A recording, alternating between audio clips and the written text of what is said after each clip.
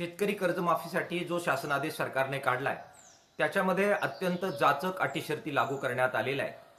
त्यामुळे ही कर्जमाफी आजपर्यंत झालेल्या सर्व कर्जमाफ्यांमध्ये सर्वात कडक अटी शर्ती असलेली आणि सर्वात कमी शेतकऱ्यांना लाभ देणारी ठरणार आहे। या कर्जमाफीनुसार 2019 मध्ये ज्या शेतकऱ्यांनी कर्जमाफीचा लाभ घेतला ते शेतकरी या कर्जमाफीच्या बाबत जरी थकीत कर्जदार ठरणार असले तरी त्यांना केवळ 50,000 रुपये इतकाच कर्जमाफीचा लाभ या शासन आदेशानुसार देण्यात येणार आहे। शिवाय जे सहकारी क्षेत्रात काम करणारे कर्मचारी आहेत, मग ते अगदी साखर कामगार असतील, दूध संघात काम करणारे कर्मचारी असतील किंवा हंगामी कर्मचारी असतील, त्यांना सुद्धा या कर्जमाफीतून वगळण्यात आलेलं आहे। नियमित कर्जदारांना 50,000 रुपयाचा लाभ आणि त्याचबरोबर 2019 मध्ये ज्या 31 लाख पेक्षा जास्त शेतकऱ्यांना कर्जमाफीचा लाभ मिळाला ते जरी आता थकीत झालेले असले तरी सुद्धा त्यांना सुद्धा 50,000चा लाभ ह्या अटी शर्ती लागू केल्यामुळे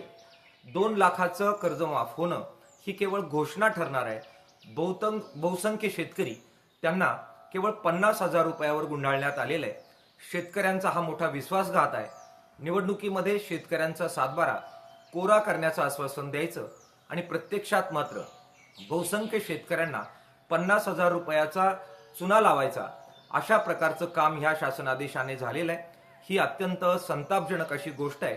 सर्व शेतकरी नेते आणि शेतकरी संघटना यांनी एकत्र येऊन याच्या विरोधात मोठा संघर्ष उभा करावा लागणार आहे।